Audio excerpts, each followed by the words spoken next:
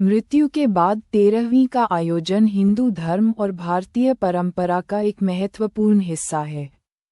ये कर्मकांड और आध्यात्मिक प्रक्रिया से जुड़ी हुई है, जिसका उद्देश्य मृतक की आत्मा को शांति प्रदान करना और उसे अगले जीवन की यात्रा के लिए तैयार करना होता है।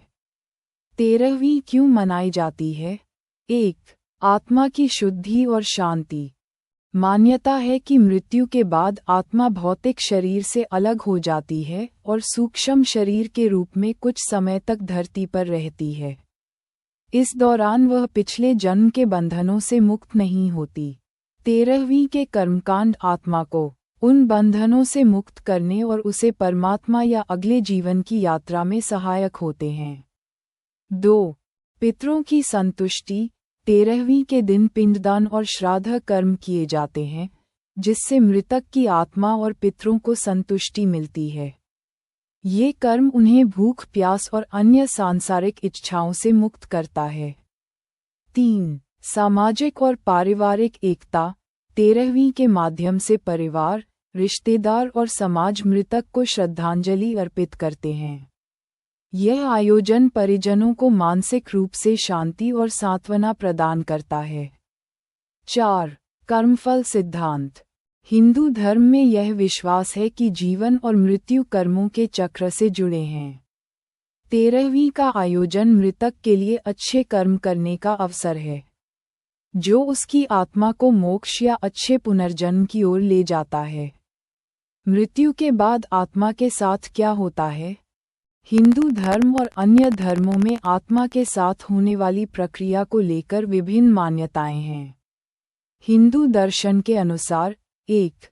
सूक्ष्म शरीर की यात्रा। जब कोई व्यक्ति मरता है तो उसका भौतिक शरीर नष्ट हो जाता है, लेकिन आत्मा, आध्यात्मिक ऊर्जा, अपने कर्मों के अनुसार सूक्ष्म शरीर में आगे की यात्रा पर निकलती है। 2. भौतिक और आध्यात्मिक बंधन। आत्मा मृत्यु के बाद कुछ समय तक अपने परिवार, प्रियजनों और सांसारिक इच्छाओं से जुड़ी रहती है।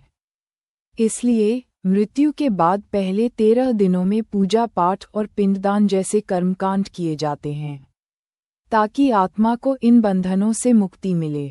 3. यमलोक या अन्य लोकों की यात्रा। धर्मग्रंथों के अनुसार आत्मा को अपने कर्मों का फल भोगने के लिए यमलोक, स्वर्ग, नरक या पुनर्जन्म के लिए भेजा जाता है। 4. मोक्ष की संभावना। यदि आत्मा ने अपने जीवन में अच्छे कर्म और आध्यात्मिक साधना की है, तो उसे मोक्ष की प्राप्ति हो सकती है, जो जन्म मृत्यु के चक्र से मुक्ति है। 5.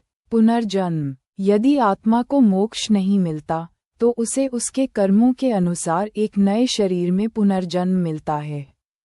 आध्यात्मिक दृष्टिकोण। मृत्यु के बाद आत्मा की यात्रा को समझना एक गूढ़ विषय है, जो केवल आध्यात्मिक साधना और अनुभव से समझा जा सकता है।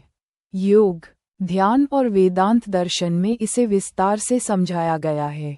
वैज्ञानिक दृष्टिकोण। वैज्ञानिक दृष्टिकोण से आत्मा और मृत्यु के बाद की स्थिति पर शोध चल रहा है। कुछ इसे ऊर्जा का स्थानांतरण मानते हैं, जबकि कई इसे धार्मिक और सांस्कृतिक मान्यता के रूप में देखते हैं। इन दोनों दृष्टिकोणों के आधार पर मृत्यु के बाद आत्मा की स्थिति एक रहस्यमय और गहन चर्चा का विषय है।